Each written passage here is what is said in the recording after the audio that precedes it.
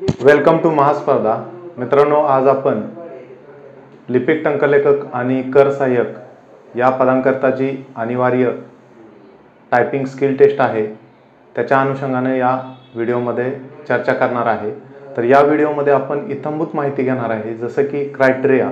याबद्दल बऱ्याच जणांना माहीतच नाही, ज्यामुळे त्यांना एक मनात भीती आहे की आपण पास नेमकं कसं व्हायचं आहे, किती आपले की स्ट्रोक झाले पाहिजेत. या सगळ्या गोष्टी आपण या व्हिडिओमध्ये पाहणार आहेत. हा व्हिडिओ शेवटपर्यंत पहा. आणि आज आपण गुढीपाडव्याच्या शुभ मुहूर्तावर हा नवीन प्रोजेक्ट लॉन्च करतोय.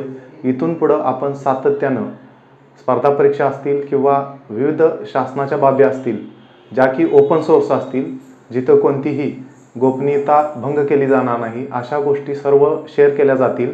व्हिडिओला जास्तीत जास्त लाईक करा, तुमच्या काही कमेंट असतील त्या कमेंट करा आणि आपल्या महास्पर्धा यूट्यूब चॅनलला नक्की सबस्क्राईब करा. म्हणजे हा आपला जो डिजिटल पॅनल आहे हा खूप मदत करणार आहे. आणि या डिजिटल पॅनलसाठी आपल्याला मदत करणारे आमचे मित्र कृष्णदेव कोळेकर, त्यांचं खूप खूप आभार. त्यांनी आम्हाला सहकार्य केलं. त्यामुळं आपण विद्यार्थी असतील किंवा इतर पालक असतील किंवा नागरिक शेतकरी यांच्यापर्यंत आपण एक वेगळ्या पद्धतीनं प्रेझेंटेशन करणार आहोत आणि त्यासाठी आम्हाला खूप फायदा होणार आहे. तर सर्वांना आजच्या या गुढीपाडवीच्या निमित्तानं सर्वांना खूप खूप शुभेच्छा. सगळ्यात महत्त्वाचा क्रायटेरिया आहे. तुम्हाला जर क्रायटेरिया समजला तर तुम्हाला सगळ्या गोष्टी एकदम इझी जाणार आहेत. कारण बऱ्याच जणांना क्रायटेरिया माहीत नाही आणि क्रायटेरियामध्ये आपल्याला किती की स्ट्रोक टाईप करायचे आहेत हे जर माहीत नसेल तर आपण गडबडतोय. जर आता तुम्हाला मराठीसाठी तुम्हाला आयोगानं सांगितलेले आहेत की 1500 की स्ट्रोक तुम्हाला टाईप करणं आहे. मग त्या पॅसेजमध्ये बऱ्याच उमेदवारांना वेगवेगळे पॅसेज येणार आहेत. प्रत्येकाची शिफ्ट वेगळी असू शकते. त्यामुळं 1500 पेक्षा जास्त पण की स्ट्रोक येणं अपेक्षित आहे. मग आयोगाने काय सांगितलेलं आहे, तुमचा जो पॅसेज आहे त्या पॅसेजमध्ये पहिल्या 1500 की स्ट्रोकमध्ये जेवढे शब्द बनतील, मग आयोगाने आता सांगितलेलं आहे 2021ला की 236 शब्द बनले.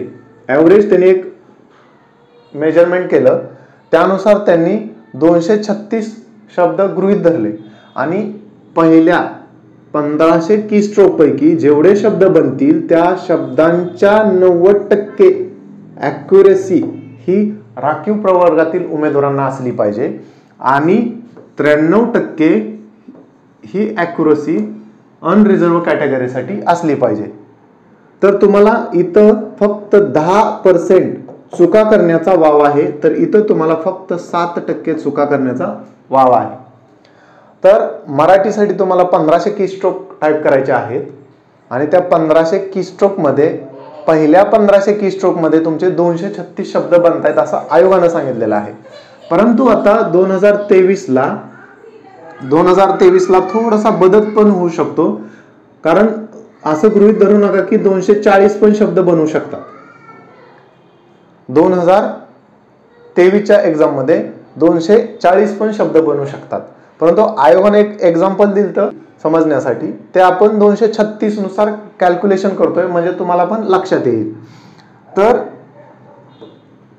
236 शब्दांपैकी 90% तुम्हाला ॲक्युरेसी पाहिजे आणि ओपन कॅटेगरीच्या उमेदवारांना 93% ॲक्युरेसी पाहिजे. म्हणजे तुम्हाला 10% सूट आहे इथं आणि इथं 7% सूट आहे.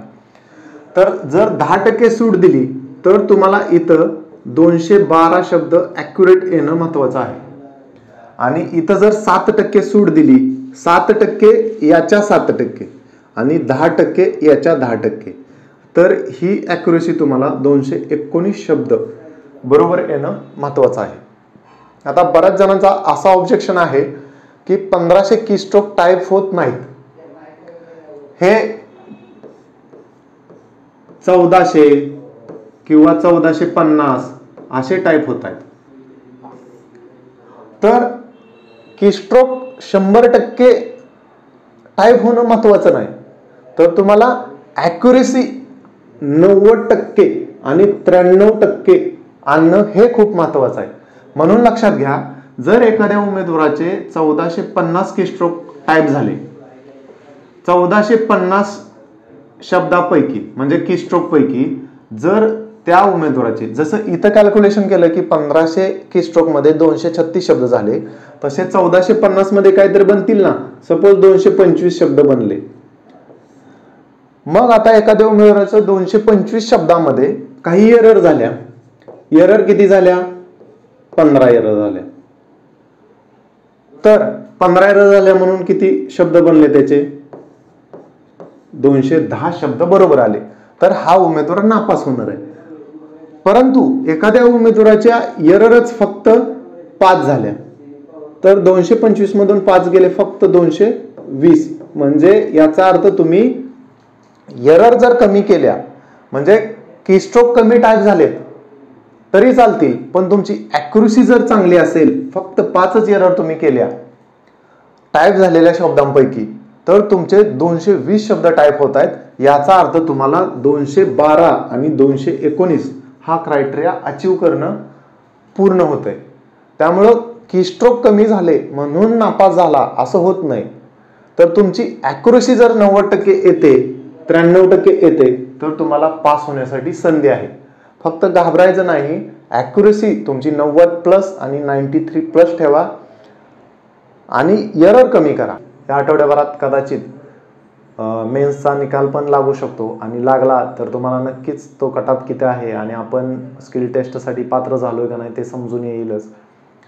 तर तुम्हाला या व्यतिरिक्त पण अजून काही अडचणी असतील, क्रायटेरिया समजून घ्यायचा असेल किंवा स्पीड असेल, ॲक्युरसी असेल, या गोष्टीवर जर तुम्हाला अडचणी येत असतील, माहिती करून घ्यायची असेल, तर तुम्ही इतर महास्पर्धा यूट्यूब चॅनलवरचे व्हिडिओ पहा, तिथल्या कमेंट वाचा, त्याला रिप्लाय दिलेले असतात. तिथंच एखाद्या क्वेश्चनचा आन्सर मिळून राहतं. आपला व्हिडिओ आजचा आवडला असेल तर व्हिडिओला लाईक करा नक्की. तुमच्या कमेंट असतील तर कमेंट नक्की करा.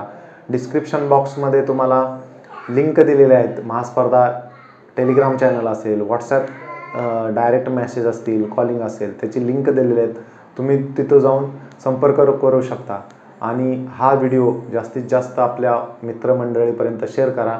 आपला महास्पर्धा यूट्यूब चॅनल सबस्क्राईब करा. Thanks for watching महास्पर्धा.